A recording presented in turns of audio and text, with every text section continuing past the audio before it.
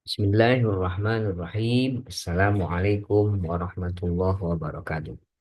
Hamdan wa syukrulillah wassalatu wassalamu ala rasulillah Sayyidina Muhammad ibn Abdillah. Rabbi shrah li sadri wa yassir li amri wahlul 'uqdatam min lisani yafqahu qawli. Alhamdulillah teman-teman semua, pada pertemuan kali ini kita lanjutkan belajar kita bersama. Di pertemuan kali ini insya Allah kita akan membahas tentang iman kepada hari akhir. Nah, bagaimana iman kita kepada hari akhir? Nah, marilah kita mulai belajar kita bersama dengan membaca basmalah. Bismillahirrahmanirrahim. Maka di pembahasan tentang iman kepada hari akhir ini akan ada beberapa pertanyaan yang akan muncul dari pembahasan ini. Nah, pertanyaannya apa saja yang akan muncul? Pertanyaannya pertama yang akan muncul adalah bagaimana konsep dasar iman kepada hari akhir itu sendiri. Kemudian apa saja macam-macam dari hari akhir dan tanda-tandanya. Yang ketiga, peristiwa apa yang terjadi setelah hari akhir nanti. Dan yang keempat, bagaimana perilaku yang mencerminkan iman kepada eh, hari akhir dan penerapan hikmah beriman pada hari akhir. Baik, kita coba jawab satu persatu dari pertanyaan-pertanyaan ini. Nah, pertama tentang bagaimana konsep dasar iman kepada hari akhir. Teman-teman semua, pertama bahwa kita ketahui iman kepada hari akhir ini merupakan iman yang kelima, rukun iman yang kelima. Iman pada hari akhir adalah percaya akan adanya hari akhir. Hari akhir adalah hari berakhirnya kehidupan dunia. Nah, saat itu baik dan buruknya perilaku seseorang akan dicatat, bergantung pada kadar keimanannya. Orang yang meyakini hari akhir, hari kiamat akan senantiasa menjaga agar perilakunya baik dan berusaha menjauhi hal-hal yang baik. Nah, menjauhi hal-hal yang buruk, maaf. Begitu juga sebaliknya. Mengetahui adanya hari akhir ini merupakan eh, akan memberi pengaruh yang sangat besar. Ketika kita mengetahui adanya hari akhir dan senantiasa mengingatnya, sangatlah penting karena akan memberikan pengaruh yang besar terhadap kebaikan jiwa manusia, ketakwaan dan komitmennya terhadap agama. Tidak ada yang membuat hati keras dan memberanikan orang berbuat maksiat daripada kelalaian mengingat hari kiamat, pengerian dan kedahsyatannya. Bagaimana konsep pertama, konsep dasar iman kepada hari akhir ini? Konsep dasar iman pada hari akhir, ah, pertama ada pengertiannya. Apa sih pengertian dari iman pada hari akhir ini? Pengertiannya adalah iman karena menurut bahasa, kemarin itu percaya atau meyakini, sedangkan iman itu menurut istilah adalah eh, meyakini, mempercayai bahwa hari akhir pasti akan tiba dengan sesuai dengan keterangan Allah melalui firman-Nya di dalam Al-Quran. Nah, jadi iman menurut bahasa ini percaya meyakini hari hari akhir adalah hari ketika seluruh alam semesta ini akan hancur. Jadi beriman pada hari akhir itu kita meyakini dan mempercayai bahwa hari akhir pasti akan tiba sesuai dengan keterangan Allah Subhanahu wa Ta'ala melalui firman-firmannya di dalam Al-Quran. Banyak sekali pengertian tentang yaumul akhir ini atau hari akhir. Ada yang mengartikan menurut bahasa adalah kehancuran atau kebangkitan. Menurut istilah ada yang mengartikan hari akhir adalah hari kehancuran alam semesta beserta seluruh isinya. Beserta seluruh isinya dan manusia akan dibangkitkan dari alam kuburnya untuk dimintai pertanggungjawaban atas semua amal perbuatannya di dunia. Dalam Al-Quran disebutkan di surat Ar-Rahman ayat 26 sampai 27. Kullu man 'alaiha fan wa yabqa wajhu rabbika dzul jalali wal ikram. Semua yang ada di bumi ini akan binasa. Nah, tetapi wajah Tuhanmu wa yabqa wajhu rabbika dzul jalali wal ikram. Tetapi wajah Tuhanmu yang memiliki kebesaran dan kemuliaan itu akan tetap kekal. Nah, ini disebutkan di dalam surat Ar-Rahman. Dan banyak ayat-ayat lain yang menceritakan bagaimana hari akhir ini akan tiba. Ya. Dalam surat Al-Hajj, wa anna sa'ata atiyatu la raiba fiha wa anna Allah yab'atsu man fil qubur. Dan sungguh hari kiamat itu pasti akan datang, tidak ada keraguan padanya. Dan sungguh Allah akan membangkitkan siapapun nanti yang di dalam kubur. Nah, inilah beberapa ayat yang menyebutkan tentang hari akhir. Atau di dalam surat Al-Qari'ah juga disebutkan Al-Qari'ah, Wal-Qari'ah, wa ma adraka mal-Qari'ah. Hari kiamat, apakah hari kiamat itu? Dan tahukah apakah hari kiamat itu? Yauma yakunun nasu kal farashil mabsus. Pada hari itu manusia seperti laron yang berterbangan. Kak, setelah semua makhluk ini mati dan hancur, maka terjadilah alam lain yang baru sebagaimana disebutkan di dalam Al-Qur'an. Yauma tubaddalul ardu ghairul ardu was samawat wa baruzu lillahil wahidil qahhar. Pada hari ketika bumi diganti dengan bumi yang lain, dan demikian pula langit, dan mereka manusia berkumpul di padang mahsyar menghadap Allah yang Maha Esa. Itulah apa namanya pengertian iman pada hari akhir dan dalil-dalil di dalam surat Ibrahim ayat 48. Selanjutnya yang kedua ada landasan hukum yang mewajibkan iman pada hari akhir. Landasan hukum ini yang mewajibkan pada hari akhir kita ambil dari banyak terdapat di dalam Al-Quran dan Sunnah atau hadis Nabi. Pertama, yang dalil secara umum di surat Al-Baqarah ayat 62 disebutkan. Ini dalilnya. Innallah a'udzu billahi minasyaitonir rajim. Bismillahirrahmanirrahim. Innalladzina amanu walladzina hadu wan nasara was-sabiina man amana billahi wal yawmil akhir wa 'amila shalihan falahum ajruhum 'inda rabbihim wa la khaufun 'alaihim wa la hum yahzanun. Sesungguhnya orang-orang yang beriman, orang-orang Yahudi, orang Nasrani, dan orang-orang Sabi'in, siapa saja di antara mereka yang beriman kepada Allah dan hari akhir dan melakukan kebajikan, mereka mendapat pahala dari Tuhannya, tidak ada rasa takut pada mereka dan mereka tidak bersedih. Nah, itulah dalil pertama di surat Al-Baqarah ayat 62. Ada dalil yang lain di surat Al-Baqarah ayat 177 yang disebutkan laisal birra an tuwallu wujuhakum qibalal masyriqi wal maghrib walakinnal birra man amana billahi wal yawmil akhir wal malaikati wal kitabi wan nabiyyin. Al-ayat di surat Al-Baqarah ayat 177. Kebajikan itu bukanlah menghadapkan wajahmu ke arah timur atau ke barat, tetapi kebajikan itu ialah kebajikan jika engkau beriman kepada Allah, kepada hari akhir, kepada malaikatnya, kepada kitab-kitabnya, dan nabi-nabi yang memberikan harta yang dicintainya kepada kerabat. Yaitu anak yatim, orang miskin, orang-orang dalam perjalanan al-ayat. Nah, inilah apa namanya secara pokok dalil secara umum tentang hari beriman kepada hari akhir. Di dalam hadis pun ada disebutkan ya, jawaban Rasulullah ketika malaikat Jibril bertanya datang tentang definisi iman.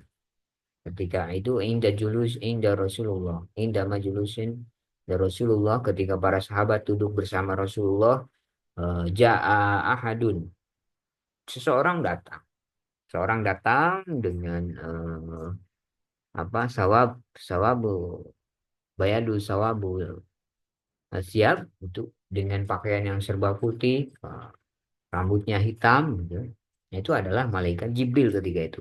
Ketika Rasul ditanya tentang definisi iman, malaikat Jibril bertanya mengatakan, "Ma huwal iman?" Maka Rasul menjawab, "Al-imanu huwa an tu'minu billah wa malaikatihi wa kitabihi wa rusulihi wal yaumil akhir." Nah, itu jawaban Rasul. Iman itu adalah iman kepada Allah, iman kepada malaikatnya, iman kepada kitab-kitabnya, para rasulnya, dan hari akhir. Bil qadari khairihi wa syarrihi. Ketika itu Rasul menjawab demikian. Dan kepada takdir, qada dan qadar baik maupun buruk. Nah, itu dalil secara umum. Sekarang ada dalil secara khusus. Apa dalil khususnya?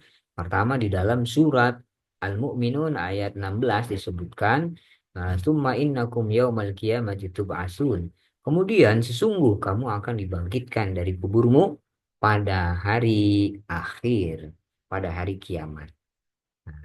Atau di dalam surat lain juga ada di Al-Insyiqaq ayat 6 sampai 12.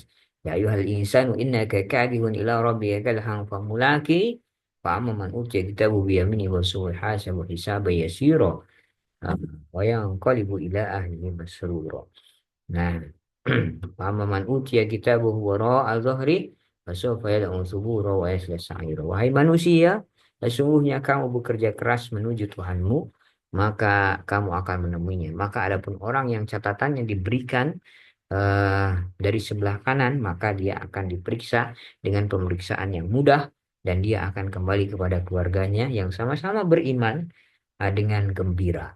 Nah, ini dalil secara khusus ya tentang yaumul ba'ats tadi ya, yaumul kiamat itu ba'atsun atau yaumul hisab. Di sini juga di surat Al-Insyiqaq ayat 6 sampai 12 disebutkan bagaimana eh, yaumul hisab dia akan ditimbang ya, yang mendapatkan buku catatan amal dari tangan kanan, maka mereka akan digolongkan ya, dimudahkan pemeriksaannya, dia akan kembali ke keluarganya bersama-sama dengan yang beriman dengan gembira. Begitupun sebaliknya, orang yang catatan amalnya yang diberikan di tangan kiri diterima ya dengan tangan kiri, yang diberikan dari sebelah belakang ya di sini.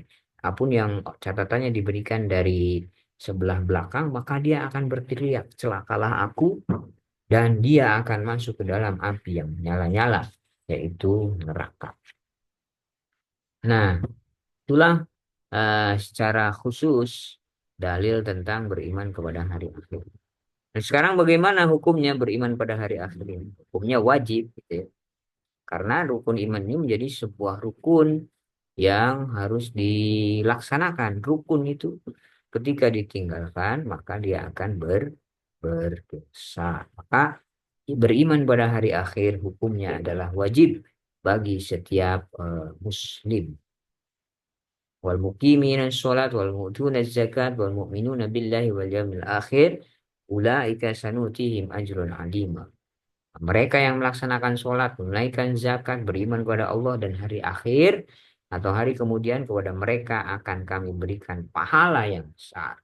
Ini pahalanya besar sebetulnya. Kalau kita beriman kepada hari hari akhir. Nah, selanjutnya apa fungsinya iman pada hari akhir ini? Fungsinya yang pertama, menjadikan seseorang ini lebih yakin dengan adanya kehidupan berikutnya atau kehidupan setelah kematian ini atau kebangkitan. Yang kedua, meyakini bagian-bagian dari peristiwa hari akhir seperti adanya hisab, perhitungan, mizan atau timbangan amal, surga dan neraka sebagai konsekuensi sebagai manusia untuk mempertanggungjawabkan semua perbuatannya selama hidup di dunia. Juga memberikan dorongan untuk bersikap disiplin, taat kepada Allah, dan patuh menjalankan perintah Allah, menjauhi larangan-larangan. Yang keempat, fungsinya adalah mendorong untuk selalu berbuat baik, beramal soleh. Karena semua amal perbuatan manusia selama hidup ini, itu di dunia akan mendapatkan balasan. Yang kelima, berdisiplin. Nah, yang kelima itu akan memiliki nilai positif bagi hidup dan kehidupan manusia di dunia melalui kesadarannya, kesadaran bertindak hati-hati, berdisiplin mematuhi ajaran Allah, memiliki pandangan hidup optimis dan roja, berharap penuh harap kepada Allah, dan juga memiliki dorongan untuk merasakan nikmat, merasakan kenikmatan dan merasa siksaan. Nah, menyadarkan manusia dari sifat lupa diri terhadap kesenangan dunia. Yang keenam, menghilangkan sifat egois dan berupaya memupuk sifat sosial agamis. Itulah fungsi-fungsi dari iman pada hari akhir. Nah, sekarang ada apa saja sih macam-macamnya hari akhir ini? Macam-macam hari akhir dan tanda-tandanya. Nah, di sini digolongkan pertama, ada yang disebut dengan kiamat sugro. Kiamat sugro ini adalah kiamat kecil, yaitu kerusakan atau kematian yang dialami oleh sebagian kecil umat manusia. Misalnya kematian karena kecelakaan, karena sakit, atau terkena bencana alam seperti banjir, gunung meletus, dan kebakaran atau yang lain-lainnya. Nah, ini mati adalah terpisahnya antara jasmani dan rohani. Jasmani kembali ke asalnya, ke tanah, yaitu tanah, sedangkan rohani terus hidup di alam barzah atau alam kubur.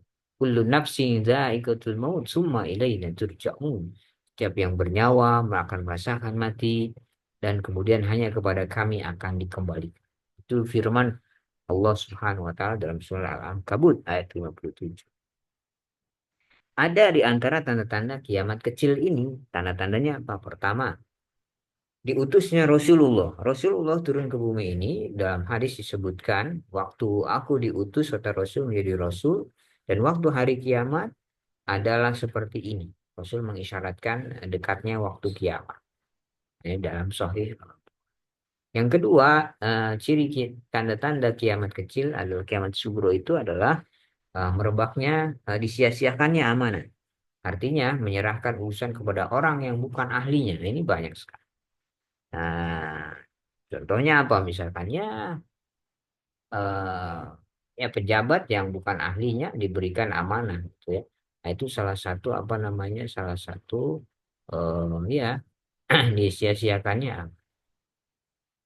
Atau yang ketiga, ciri-cirinya adalah merebaknya perzinahan. Dilakukan terang-terangan dan sudah menjadi sesuatu yang kebiasaan masyarakat luas.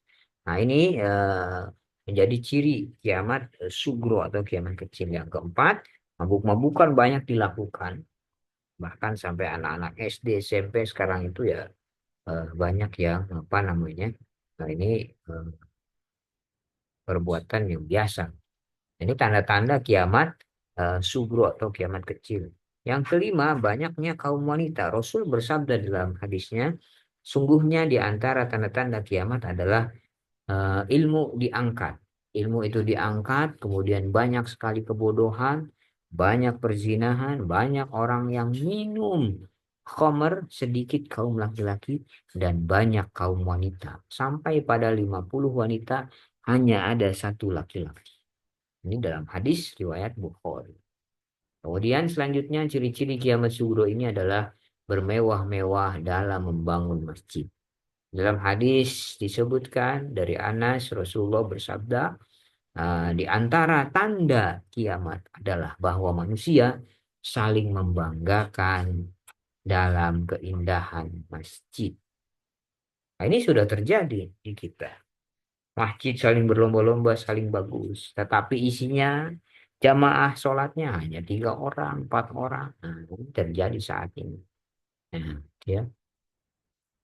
Nah, itulah kiamat sugro. Nah, setelah kiamat sugro, kemudian akan terjadi kiamat kubro. Hari akhir itu tanda-tandanya ada kiamat kubro, kiamat besar.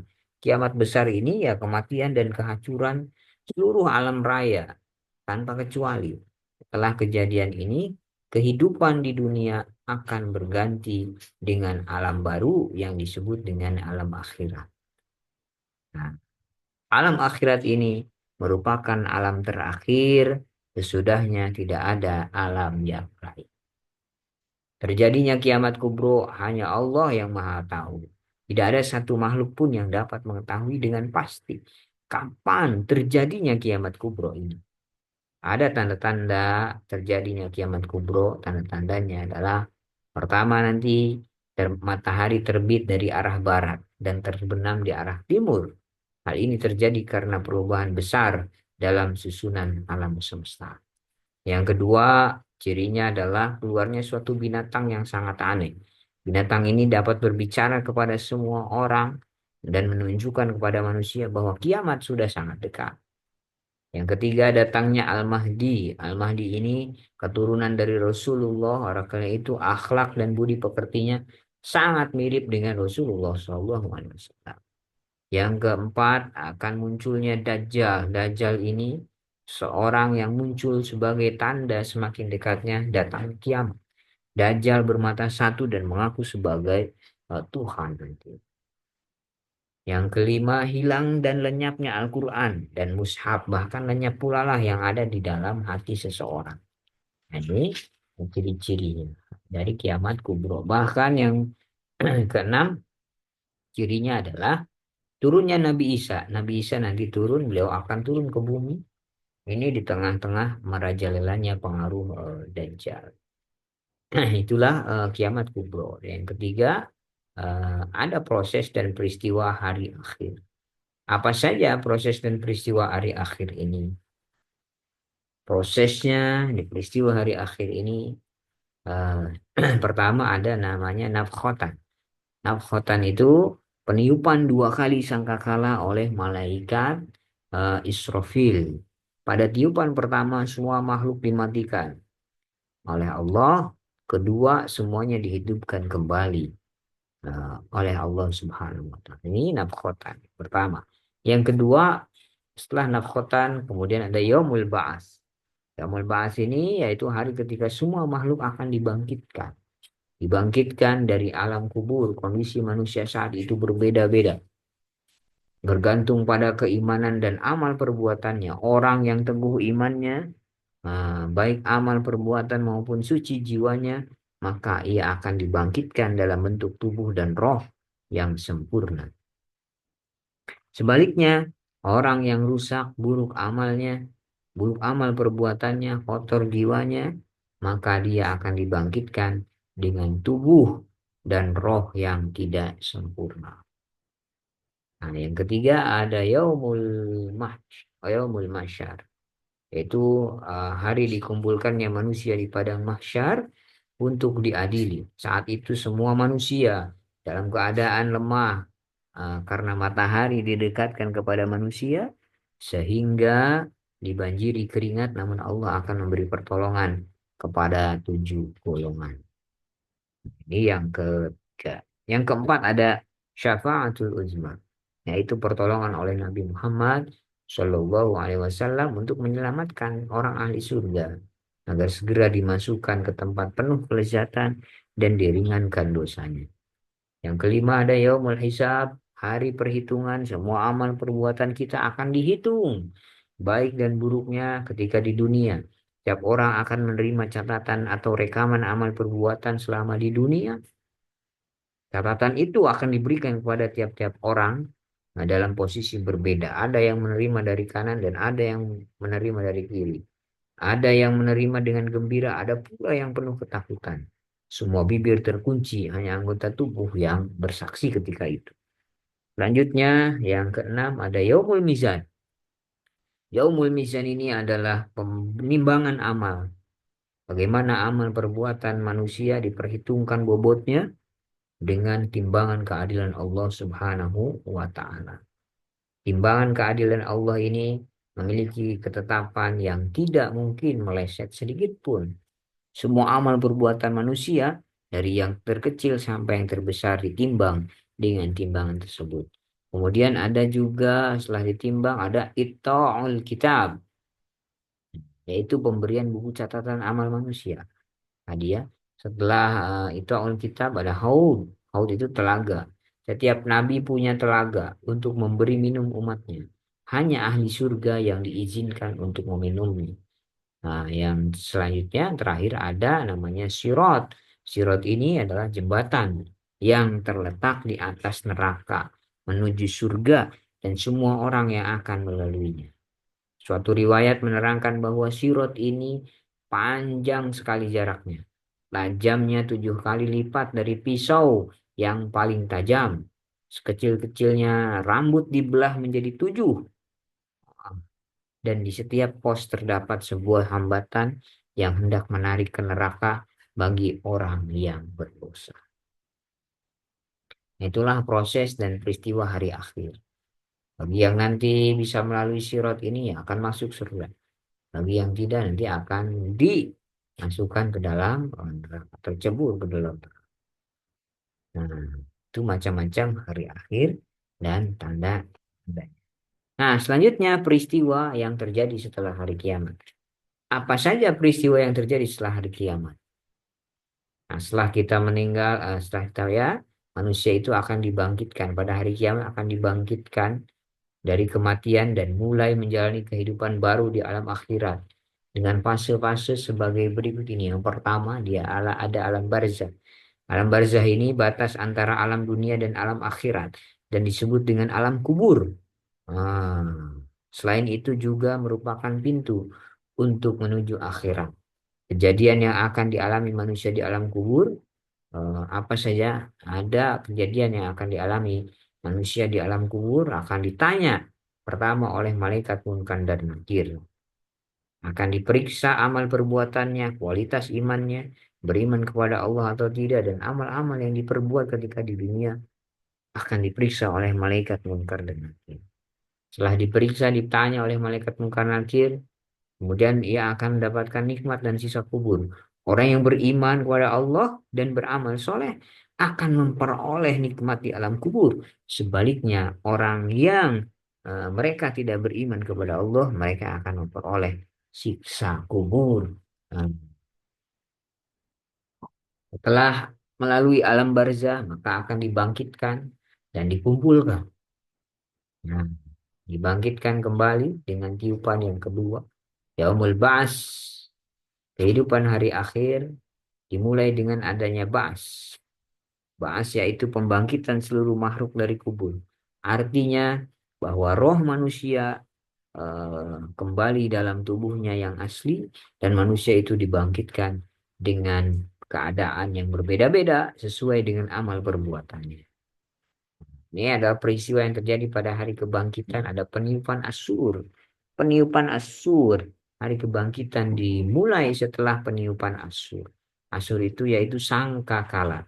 Allah menugaskan malaikat Israfil untuk meniupnya ketika diperintahkan untuk itu. Di dalam hadis disebutkan, An Abdullah ibnu Umar wa ibn Asir radhiyallahu anhu maqala Ja'a A'rabiyun ila Nabi sallallahu alaihi wasallam wa qala Masur. Apa sur itu? Jika ada datang orang Arabi, ya, seorang Arab datang kepada Nabi dan bertanya, apa yang dimaksud dengan sur itu? Rasul menjawab, Qala qarnun yunfakhu fihi. Rasul menjawab, sangkakala yang ditiup. Itu adalah sur. Jadi perbedaan pendapat di kalangan para ulama tentang mengenai jumlah peniupan sangkakala. Syaikh Islam Ibnu Taimiyah menyebutkan dan Al-Hafiz Al-Hakami menyatakan 3 kali. Tiupan al-faj'u atau keterkejutan, tiupan as-sa'iq, dan tiupan kebangkitan. Syekhul Islam Ibnu Taimiyah menyatakan bahwa Al-Quran menggambarkan 3 tiupan itu. Pertama, tiupan al-faj'u. Yauma yunfakhu fis-sur. Fafazi'a ma fis samawati wa ma fil ard. Dari ayat surat An-Naml. Dan ingatlah pada hari ketika sangkakala ditiup, maka terkejutlah apa yang ada di langit dan apa yang ada di bumi, kecuali siapa yang dikehendaki oleh Allah. Nah ini tiupan al-faj'u yang pertama menurut Ibnu Taimiyah atau yang mengejutkan. Yang kedua ada tiupan as-sa'iq. As-sa'iq ini tiupan kematian. Setelah dikejutkan, nah, manusia dan alam semua, alam semesta itu dimatikan. Nah, yang ketiga ada tiupan kiam atau bangkit, kebangkitan sebagaimana dijelaskan dalam firman Allah, "Wanufikha fis-suri fasa'iqa man fis samawati wa man fil ard." Dan sangkakala pun ditiup, maka matilah semua makhluk yang ada di langit dan di bumi. Ini as-sa'iq ya. Tiupan as-sa'iq illa man Allah summa nufikha fihi ukhra fa idahum qiyamun yanzurun. kecuali mereka yang diridhai Allah. Kemudian ditiup sekali lagi, maka seketika itu mereka bangun dari kuburnya menunggu keputusan Allah. Dari dalil ini Ibnu Taimiyah menyampaikan setelah Al-Fajr atau keterkejutan surat An-Naml, di surat ini surat Az-Zumar ayat 68, di situ terdapat so'iko atau asaik dimatikan, kemudian qiyam dihidupkan kembali, dibangunkan kembali, bangkitkan. Nah, ada juga yang berpendapat, para ulama, ketiga tiupan itu hanya dibagi menjadi dua, yaitu tiupan al-faj'u sebagai awal dan diakhiri dengan tiupan as-sa'iq. Nah, al-faj'u ini disatukan dengan as-sa'iq. Jadi terkejut kemudian mati. Nah, yang keduanya itu tiupan al-qiyam, dibangkitkan. Ini para ulama apa namanya? Yang berbeda pendapat. Kalau Ibnu Taimiyah tiga, kalau para ulama yang lain ada Syekh Ibnu Utsaimin itu ya menyatakan tiupan sang sakala itu terjadi dua kali. Pertama ya itu tadi al-faj'u ditiup lalu manusia terkejut dan mati. Nah, jadi disatukan asaiknya kecuali Allah menghendakinya. Kedua al-qiyam dibangkitkan dari alam kubur. Nah, itu peniupan Yaumul Ba'ts atau hari kebangkitan. Berapa jarak antara tiupan as-sa'iq dengan al-qiyam? Dari kematian sampai dibangkitkan. Masa tenggang antara as-sa'iq dan al-qiyam telah dijelaskan di dalam hadis Rasul. Rasulullah bersabda, jarak antara dua tiupan sangkakala itu 40. Ada yang bertanya, 40 apa ya Rasul? 40 hari? Abu Hurairah menjawab, aku tidak peduli. Lalu mereka bertanya, 40 bulan? Beliau menjawab lagi, aku tidak peduli. Mereka bertanya lagi, 40 hari ya Rasul? 40 tahun? Dia menjawab, aku tidak peduli. Kemudian turunlah hujan dari langit, lalu mereka tumbuh seperti tumbuhan sayuran. Semua bagian manusia akan hancur kecuali satu tulang. Apa itu? Tulang ekor yang tidak akan hancur. Nah, darinya lah manusia akan diciptakan pada hari kiamat dan akan dibangkitkan dari tulang ekor ini. Nah, itu ya. Nah, jarak antara tiupan as-sa'iq dan al-qiyam adalah 40 tanpa ada yang menunjukkan hari, bulan, atau tahun. Adapun riwayat yang menyebutkan ada penentuan hari adalah riwayat yang lemah, sebagaimana telah dijelaskan oleh Syekh Alawi Abdul Qadir As-Saqaf. Ada bagian tubuh manusia yang tidak hancur juga. Apa bagian tubuh itu? Seluruh tubuh manusia akan hancur. Kecuali yang Allah kehendaki. Di antaranya apa saja? Jasad tubuh para nabi. Inna Allah Azza wa Jalla harrama alal ardi ajsadil anbiya. Ah, sesungguhnya Allah mengharamkan tanah makan jasad para anbiya. Jadi jasad para anbiya itu utuh. Sekarang di makam-makamnya insya Allah utuh. Gitu. Seperti dalam hadis disebutkan. Yang kedua, tubuh para syuhada. Orang yang meninggal di dalam keadaan jihad fisabilillah itu juga akan utuh jasadnya. Berarti dalam hadis disebutkan an Jabir radhiyallahu anhu qala lama hadara ahadun uhudun azani abi minal laili faqala ma arani illa maqtulan fi awli ma yuqtal min ashabin nabi wa inni la atruku ba'di azza alayya minka ghairu nafsi Rasulullah sallallahu alaihi wasallam. Nah, di sini disebutkan di dalam hadis yang diriwayatkan oleh Jabir, ya, hadis dari Jabir itu disebutkan bahwa eh,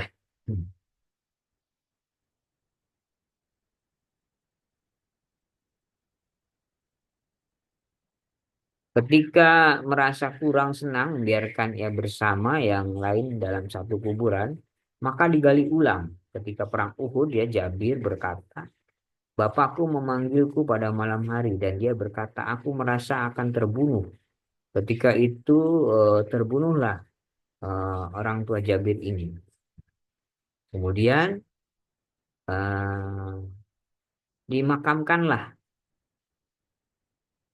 orang yang pertama terbunuh dia, ayahnya Jabir. Dimakamkanlah bersamanya dan bersamanya dimakamkan seseorang dalam satu kuburan. Kemudian Jabir ini merasa kurang senang membiarkan ia bersama yang lain dalam satu kuburan. Maka oleh Jabir digali ulang gitu ya. Hmm. Digali ulang kuburannya setelah 6 bulan.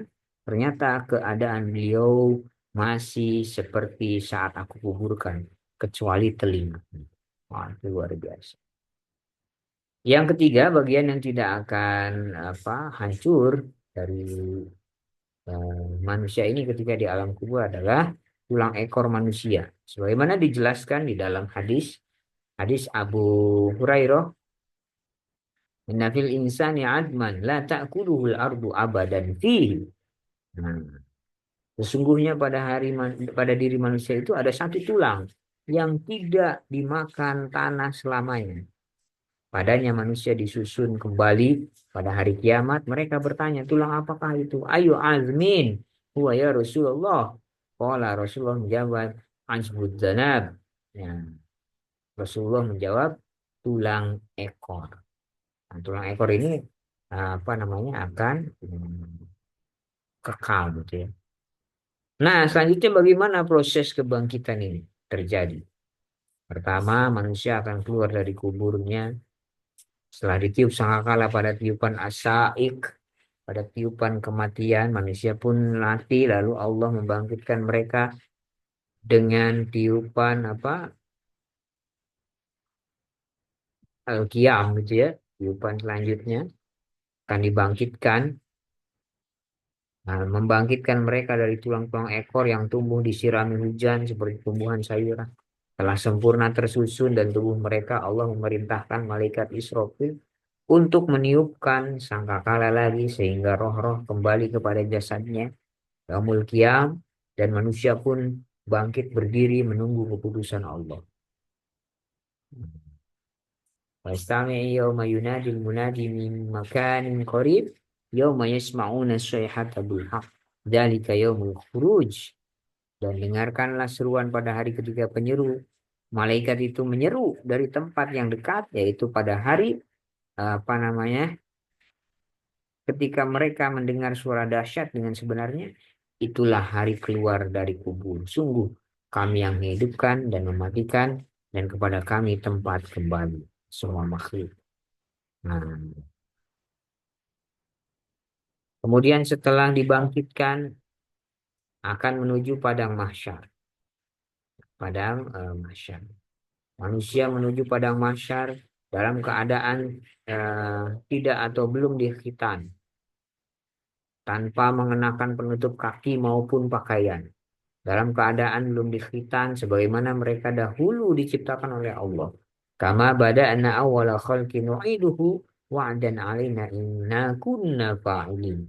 Dalam surat Anbiya disebutkan sebagaimana kami telah memulai penciptaan pertama, begitulah kami akan juga mengulanginya lagi. Suatu janji yang pasti kami tepati, sungguh kami akan melaksanakan. Nah, setelah kemudian peristiwa menuju padang mahsyar, di ayat lain pun disebutkan innakum mahsyuruna hufatan uratan uzlan summa qara'a kama bada'a awwala khalqin nu'iduhu wa'dan 'alaina inna kunna fa'ilin. Akan dibangkitkan manusia ini, kalian akan dibangkitkan dalam keadaan tidak mengenakan sandal, telanjang dan masih berkuluk belum dikhitan. Kemudian Rasul membaca firman-Nya, sebagaimana kami telah memulai penciptaan pertama, begitulah kami akan mengulangi. Dalam Sahihain juga terdapat hadis yang disebutkan oleh Aisyah yang menggambarkan peristiwa ini. Yusharun nasa hufatan uratan nguzlan qalat Aisyah. Manusia digiring di padang mahsyar dalam keadaan tidak mengenakan sandal, telanjang dan masih berkuluk belum dikhitan. Nah, ya,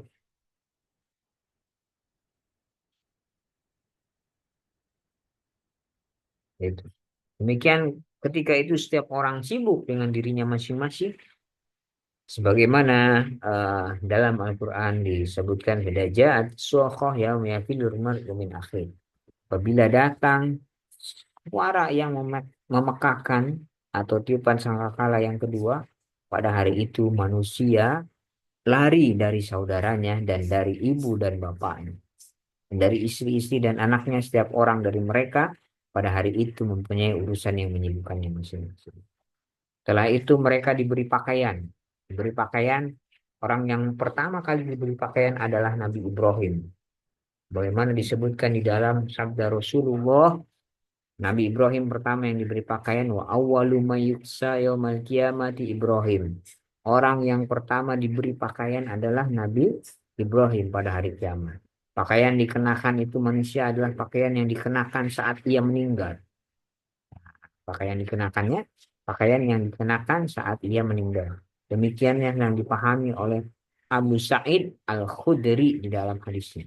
Annahu lamma hadarahul maut da'a li thiyabin jududin. Fala bisaha thumma qala sami'tu Rasulullah sallallahu alaihi wasallam yaqul al-mayyitu yub'atsu fi thiyabihi allati yamutu fiha. Jadi jenazah akan dibangkitkan, akan mengenakan pakaian yang dikenakan ketika mati. Itu ketika dibangkitkan itu akan dikenakan, ya akan mengenakan pakaian yang dikenakan ketika mati. Nah, demikian juga yang dipahami oleh Mu'adz bin Jabal, disebutkan oleh Hafiz Ibnu Hajar dalam kitab Fathul Bari bahwa Ibnu Abi Ad-Dunya meriwayatkan dengan sanad yang hasan dari Abu Amr eh, bin Al-Aswad. Ia berkata, bagaimana dafana umma Mu'adz bin Jabal fa amara biha fa kufinat bi thiyabin judud. Faqala ahsinu akfana mautakum fa innahum tuhsyaruna fiha. Kami menguburkan jenazah Ibu Mu'az bin Jabal. Lalu Mu'az memintanya dan dikafani dengan pakaiannya yang baru. Dan ia berkata, perbaguslah kafan jenazah kalian, karena sesungguhnya mereka dibangkitkan pada pakaian tersebut. Gitu. Yang ke selanjutnya, bagaimana cara manusia menuju padang mahsyar? Manusia digiring ke padang mahsyar dengan berjalan kaki. Sebagaimana dijelaskan oleh di dalam sabda Rasulullah, innakumulakullah ufatan uratan musyatan uzlat. Kalian akan menjumpai Allah dalam keadaan tidak mengenakan sendal, telanjang, berjalan kaki dan masih berkuluk, belum dihitan. Akan tetapi juga terdapat riwayat yang menyebutkan adanya sebagian manusia yang berkendara. Innakum tuhsyaruna rijalan wa rukbanan wa tujarruna ala wujuhikum. Akan digiring kalian itu ke padang mahsyar dalam keadaan berjalan dan berkendaraan, serta ada yang diseret di atas wajah-wajah kalian. Nah, orang yang diseret dan berjalan dengan wajahnya adalah orang-orang kafir, dalam penjelasan Rasulullah terhadap firman Allah dalam Al-Quran surat Al-Furqan ayat 34. Dalam satu hadis disebutkan, inna rajulan qala ya Rasulullah alladzina yusharuna ala wujuhim ila jahannam ayusharuna al-kafir ala wajhi, qala Rasulullah alaysa alladzi masyahu ala rijlain fid dunya qadiran ala ayyumasyihu ala wajhi.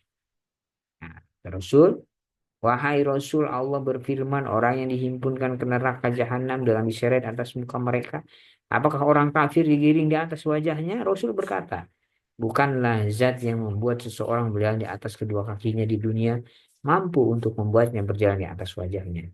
Kata Allah berkata ketika hadis ini sampai kepadanya, benar demi kemuliaan Allah. Nah, kemudian setelah di Yaumul Ba'ats dibangkitkan, Yaumul Mahsyar. Yaumul Mahsyar ini adalah hari berkumpulnya manusia setelah mati dengan berbagai macam bentuk sesuai dengan amal perbuatan yang dilakukannya di dunia semasa hidup. Itu Yaumul Mahsyar. Setelah di Yaumul Mahsyar, manusia akan melanjutkan perjalanannya ke Yaumul Hisab. Yaumul Hisab ini adalah eh, hari diadakannya perhitungan dosa dan pahala manusia. Orang yang lebih banyak dosanya akan masuk ke neraka, dan orang yang lebih banyak pahalanya akan dimasukkan ke surga. Yang keempat ada Yaumul Mizan. Yaumul Mizan ini timbangan amal. Amal perbuatan manusia diperhitungkan bobotnya. Dibobotnya dengan timbangan keadilan Allah. Timbangan keadilan Allah tidak mungkin meleset sedikit pun semua amal perbuatan manusia dari yang terkecil sampai yang terbesar ditimbang dengan timbangan tersebut. Ini di yaumil mizan. Nah, kemudian ada asyurat. Syurat ini tadi secara terminologis atau secara etimologi, secara bahasa berarti jalan. Sedangkan menurut syar'i atau terminologi, jembatan sirat ini adalah jembatan yang dibentangkan di atas neraka yang akan dilewati oleh umat manusia menuju surga sesuai dengan amal perbuatannya. Nah, setelah melalui sirat, nanti ada surga dan neraka. Surga adalah tempat yang di dalamnya menyediakan segala bentuk kenikmatan, kebahagiaan, dan kesempurnaan dari Allah hanya untuk orang-orang yang beriman dan beramal soleh. Jazaohum 'inda rabbihim jannatu 'adnin tajri min tahtihal anhar khalidina fiha abada. Balasan mereka di sisi Tuhan, mereka ialah surga Aden yang mengalir di bawahnya sungai-sungai. Mereka akan kekal di dalamnya selama-lamanya. Allah ridho terhadap mereka dan mereka pun ridho terhadap Allah Subhanahu wa ta'ala, terhadap Tuhan. Ada beberapa macam surga. Nah, disebutkan di dalam Al-Quran pertama ada surga Firdaus. Jadi surga Firdaus ini diciptakan dari emas yang merah. Di dalam Al-Quran surat Al-Mu'minun disebutkan ayat 1 sampai 11 dijelaskan bahwa surga ini untuk siapa? Untuk orang-orang yang khusyuk. Khusyuk di dalam sholatnya. Orang yang menjauhkan diri dari perbuatan sia-sia. Juga untuk orang yang aktif menunaikan zakat, menjaga kemaluannya, memelihara amanah, menepati janji, dan memelihara sholatnya. Ini surga Firdaus untuk orang-orang yang demikian. Yang kedua ada surga Aden. Surga Aden ini diciptakan dari intan putih. Kalau tadi Firdaus itu dari emas yang merah, kalau Aden ini dari intan putih. Penghuninya itu siapa saja orang yang menghuni surga Aden ini di dalam Al-Quran disebutkan وَقِيلَ لِلَّذِينَ اتَّقَوْا مَاذَا أَنزَلَ رَبُّكُمْ قَالُوا خَيْرٌ لِلَّذِينَ أَحْسَنُوا فِي هَذِهِ الدُّنْيَا حَسَنَةٌ وَلَلدَّارُ الْآخِرَةُ خَيْرٌ وَلَنِعْمَ دَارُ الْمُتَّقِينَ جَنَّاتُ عَدْنٍ يَدْخُلُونَهَا تَجْرِي مِنْ تَحْتِهَا الْأَنْهَارُ lahum fiha ma yasha. Nah, dua ayat ini di ayat An-Nahl ini menjelaskan bahwa orang-orang yang bertakwa, orang-orang yang meninggalkan keburukan dan apabila melakukan perbuatan dosa, mereka langsung bertobat dan menyucikan dirinya. Al-Quran menyebutkan menurut kelompok orang mukmin, apa saja yang diturunkan oleh Allah merupakan kebaikan dan kebahagiaan individu dan sosial. Menurut mereka tidak ada perbuatan baik yang tidak mendapatkan balasan baik di dunia ataupun di akhirat. Nah, ini penting, menarik. Nah, dari dua ayat ini ada ungkapan kata kebaikan yang dipakai untuk menjelaskan agama secara sederhana, sekaligus universal. Ketika orang-orang menyebut kekayaan, posisi, dan kekuasaan sebagai kebaikan, orang-orang bertakwa mengakui ajaran dan perintah ilahi sebagai sumber kebaikan dan kebahagiaan. Ajaran ilahi lebih mulia dari segala sesuatu. Ini yang akan dimasukkan kepada surga. Dan yang kedua, orang-orang yang beriman dan beramal soleh yang akan dimasukkan ke dalam surga Aden itu. Yang tadi orang yang bertakwa kepada Allah, yang kedua yang akan dimasukkan kepada surga Aden, ke dalam surga Aden itu adalah orang yang beriman dan amal soleh. Wa may ya'ti mu'minan qad 'amilas sholihat. Barang siapa yang datang kepadanya dalam keadaan beriman dan telah mengerjakan kebajikan, maka mereka itulah orang yang beroleh derajat tinggi di sisi Tuhan mereka. Surga Aden akan dikaruniakan surga Aden. Yang ketiga yang masuk surga Aden itu adalah orang yang banyak berbuat baik. Semua aurasnal kitab alladzi istafaina min ibadina wa minhum dzalimun li nafsi. Ini dalam surat Fatir disebutkan dia orang yang berbuat baik yang kami pilih berbuat baik dengan izin Allah, maka mereka akan mendapatkan surga Aden. Yang keempat, orang yang sabar itu akan masuk surga Aden juga. Sama dalam surat Ar-Ra'd ayat 22 sampai 23 disebutkan orang yang sabar karena mengharapkan ridho Allah, melaksanakan sholat, menginfakkan sebagian rezeki yang kami berikan, maka apa namanya? Juga menolak kejahatan dengan kebaikan itu orang yang mendapat tempat kesudahan yang baik, yaitu surga Aden. Ini yang keempat, orang sabar menginfakkan hartanya dan membalas kejahatan dengan kebaikan, mereka akan dimasukkan ke dalam surga Aden. Surga selanjutnya setelah Aden ada surga Naim. Surga Naim ini diciptakan dari perak putih. Kalau tadi surga Aden dari apa? Intan putih dan surga Firdaus dari emas merah. Kalau surga Naim ini dari perak putih. Surga ini diperuntukkan bagi orang yang bertakwa kepada Allah. Innalil muttaqina 'inda rabbihim jannatin na'im. Orang yang bertakwa itu disediakan surga yang penuh kenikmatan di sisi Tuhan. Surga Naim.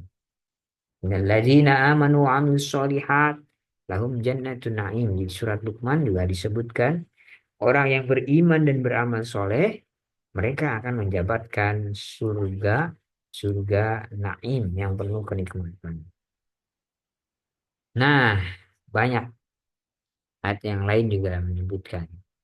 Yang keempat ada surga Ma'wa. Surga Ma'wa ini diciptakan dari jamrud hijau.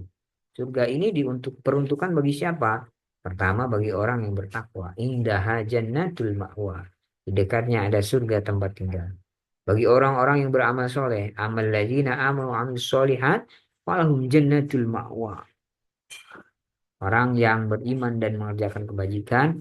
Maka mereka akan mendapatkan surga tempat kediamannya. Surat As-Sajdah ayat 19.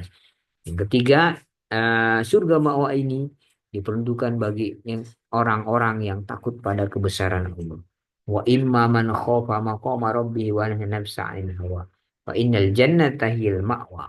Orang yang takut kepada kebesaran Tuhannya dan menahan diri dari keinginan hawa nafsunya, maka sungguh surgalah tempat tinggalnya.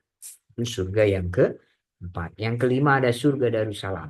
Surga Darussalam ini diciptakan dari yakut merah. Penghuninya orang-orang yang kuat iman dan Islamnya, memperhatikan ayat-ayatnya dan beramal soleh.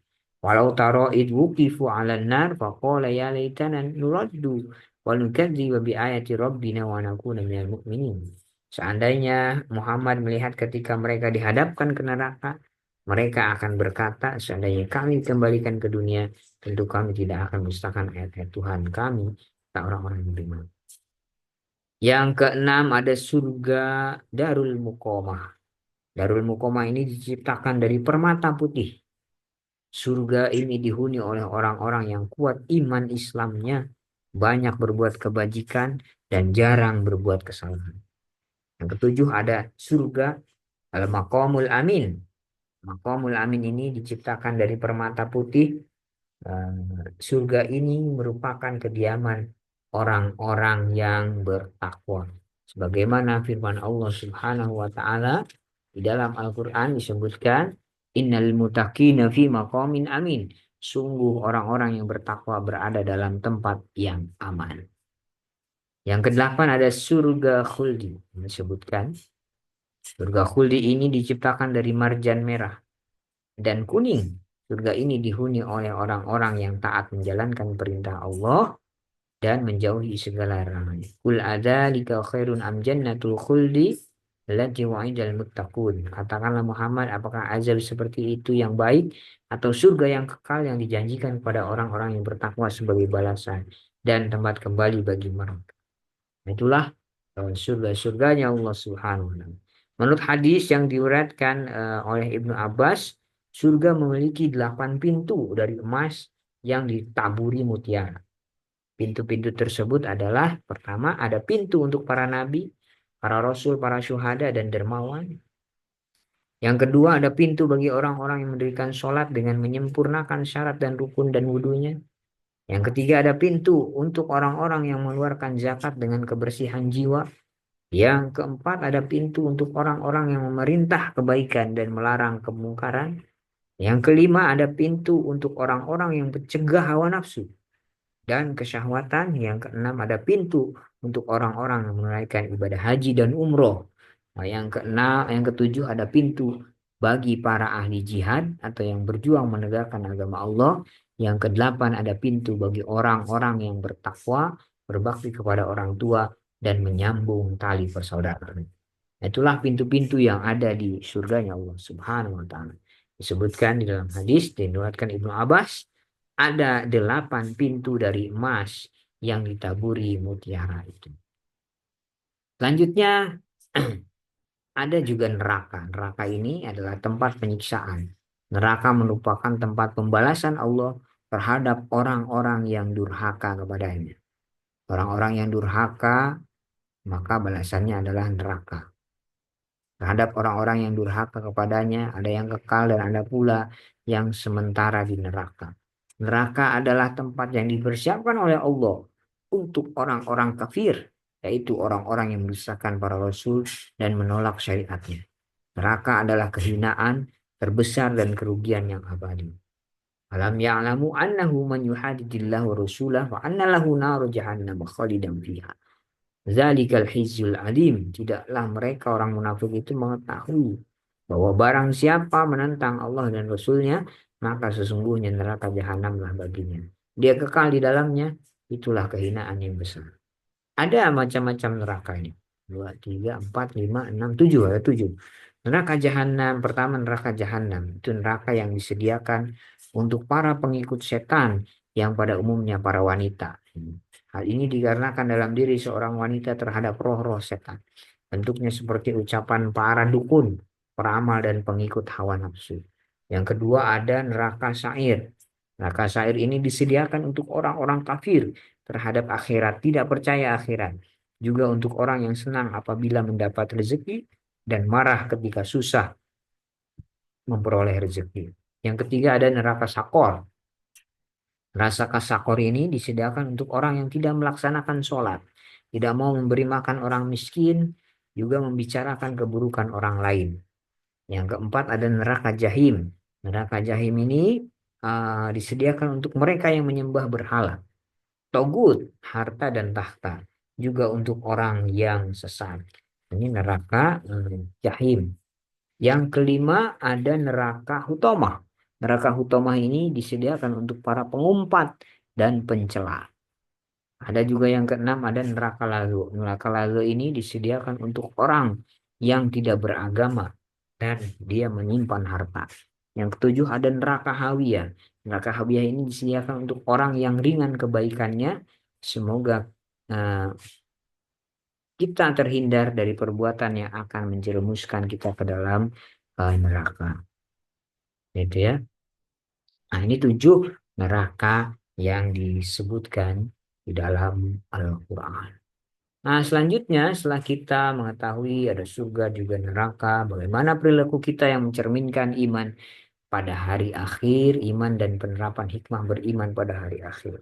Penerapan hikmah beriman pada hari akhir itu perhitungan amal hari akhir karena merupakan hari perhitungan amal yang telah dilakukan selama hidup.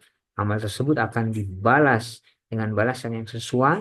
Amal baik mendapatkan balasan baik, amal buruk mendapatkan balasan yang buruk.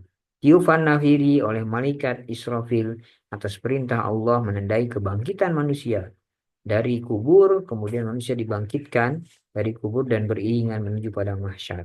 Di padang mahsyar manusia akan dipanggil untuk mempertanggungjawabkan perbuatannya selama hidup di dunia itu. Tidak ada satupun manusia yang tidak dimintai pertanggungjawaban. Bagaimana perilaku kita yang mencerminkan iman pada hari akhir? Pertama, perilaku yang mencerminkan iman pada hari akhir itu, kita selalu berusaha menjadi lebih baik. Yang kedua, tidak silau pada gemerlapnya dunia. Kemudian juga tidak iri atas nikmat orang lain. Bersikap rendah hati ketika kita apapun yang dimiliki merupakan berlebih. Orang yang rendah hati menyadari bahwa segala sesuatu yang dimiliki itu hanya titipan Allah Subhanahu wa taala. Dia tidak pernah sombong dengan sesuatu yang dititipkan kepadanya. Ini rendah hati. Yang kelima, kita menghindari sifat cinta dunia dan harta secara berlebihan.